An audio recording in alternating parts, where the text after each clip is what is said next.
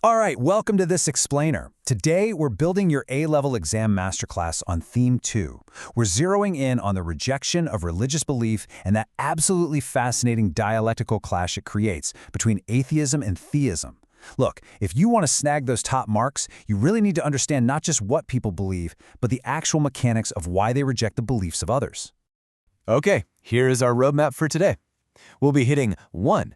Defining terms, 2. The historical timeline, 3. The new atheist challenge, 4. Freud's critique, 5. Religious responses, and finally, 6. Evaluating the debate. Let's just dive right in. Section 1. Defining terms, atheism and agnosticism. So, to get those top exam marks, we really can't just throw around atheism as a blanket term. Back in 1972, Antony Flew introduced an absolutely crucial distinction. He defined weak or negative atheism as just a simple absence of belief. Think of someone who simply hasn't encountered the concept of God, or who basically says, hey, I don't believe, but go ahead and tell me why you do. Strong or positive atheism, though, that goes way further. That is a conscious, active denial of God's existence.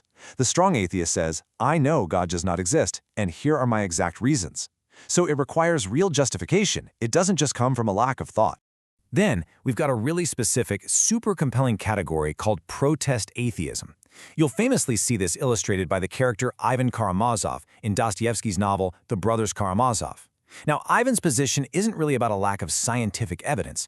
Instead, he argues that even if a God did exist, he literally could not accept a being that allows such immense human suffering.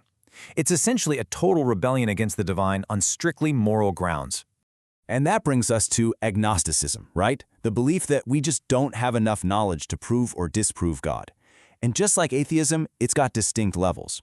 Strong agnosticism lays down the law and asserts that it is fundamentally impossible to ever know if God exists, simply because our human knowledge is limited and those ultimate realities are just fundamentally unknowable. Weak agnosticism, on the flip side, suggests the answer is just currently unknown. It's kind of like a suspension of judgment until better evidence actually arrives. Section 2. Historical Timeline. The History of Atheism. Now, you might be thinking atheism is just a modern invention, but it's really not. We actually start way back in the 6th century BCE in ancient Greece. You had figures like Thales rejecting mythological explanations in favor of natural ones. Plus, we see early non-theistic belief systems popping up, like Buddhism. But atheism as a fully self-contained, systematic worldview, that didn't really explode until the 18th century Enlightenment. That's when we see the first avowed atheist works, like Pierre de Holbach's System of Nature in 1770. And from there, it just steadily built right up to the massive 21st century rise of anti-theism. Section 3. The new atheist challenge. The rise of anti-theism. All right, zooming into the 21st century. Major global events, especially September 11th, acted as a massive catalyst. It shifted passive disbelief into a highly vocal, aggressive journalistic movement. For a lot of these thinkers, the perception of religion shifted overnight from being some harmless nonsense to something overtly, physically dangerous. We're talking about figures like Richard Dawkins, Sam Harris, Daniel Dennett, and Christopher Hitchens, the core of new atheism. They view religion as a literal threat to human survival. Their main charges? That religion breeds extremism, that it relies on this infantile worldview where you need someone else to provide your life's meaning, and that it actively gets in the way of scientific progress by actually championing ignorance.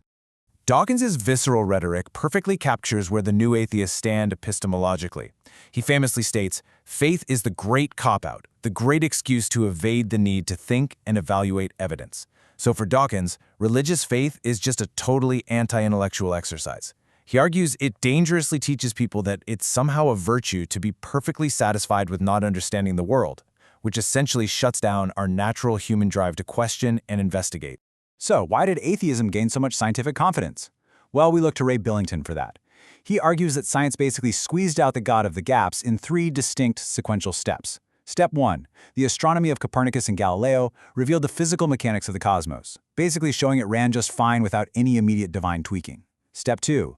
Darwin's theory of evolution explained the biological origins of species through natural trial and error, completely bypassing divine design.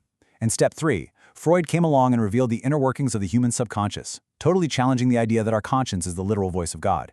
Section 4. Freud's critique. The psychological challenge. Speaking of the subconscious, let's look at Sigmund Freud. He approached religion not as a philosopher, but as a psychoanalyst. And he really stirred the pot by theorizing that religion is just an illusion, basically a mass wish fulfillment. Why? Well, to help us escape our deep, overwhelming sense of human helplessness when faced with nature and death. Even more radically, he traced the whole God figure back to ancient prehistory. Using his concepts of the Oedipus complex and the primal horde, he argued that God is essentially an evolutionary psychological replacement for an inadequate exalted father figure.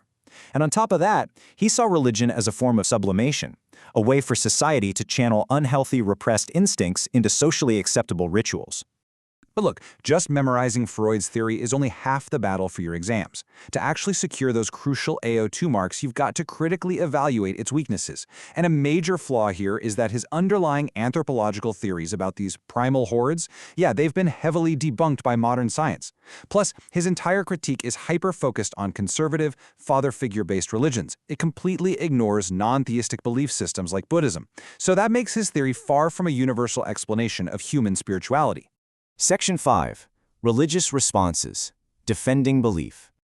Right, so just when the atheistic challenge is looking pretty overwhelming, we really have to look at how religious believers step up to defend themselves. Apologists like Alistair McGrath directly reject the new atheist claim that science and religion are somehow incompatible. Actually, they point out that it's a fundamental category error. They argue that while empirical science expertly explains the how the physical world functions, the mechanics, the biology, the physics, God provides the ultimate overarching why. Like, why are there physical laws in the first place? Why is there something, rather than literally nothing? Essentially, science answers the mechanism, religion answers the purpose. And it's important to note that the religious response hasn't just been playing defense, it's been highly proactive. We've seen a huge increase in high-profile media apologists like William Lane Craig, who are out there actively debating new atheists on philosophical grounds. Alongside that, there's been a noticeable rise in fundamentalist religious activity that focuses heavily on building really strong moral communities. It's a direct pushback against the secular claim that morality doesn't need any sort of divine foundation. Section 6. Evaluating the debate. Synthesizing views. All right, here is the absolute crucial point for your exam prep: synthesizing these views. When you're sitting there writing your evaluation, you really must critically ask yourself, where does the burden of proof truly lie? Does it fall strictly on the religious believer to provide concrete proof that God exists? Or, if a strong atheist is out there making the positive claim that they know God doesn't exist, must they provide satisfactory reasons for entirely dismissing a universal human phenomenon? Honestly, how you answer that question often dictates who you think ultimately wins the debate. To evaluate effectively, I highly recommend framing your analysis around this one core tension. On one side, you have the new atheist demand for strictly physical, empirical evidence. If it can't be measured in a lab, it shouldn't be believed. But on the other side, you have the religious assertion that profound human purpose, morality, and consciousness operate on a completely different level, a level far beyond what physical, scientific instruments can ever hope to measure. So, as we wrap up this masterclass, I want to leave you with a final, provocative thought to really ponder for your essays. If science continues its march and eventually closes every single gap in human physical knowledge, does the concept of God vanish entirely? Or does the human mind inherently require something more, a moral and purposeful framework that science simply wasn't ever designed to replace? Think deeply on that as you prepare your evaluations. Best of luck with your studies, and keep questioning everything.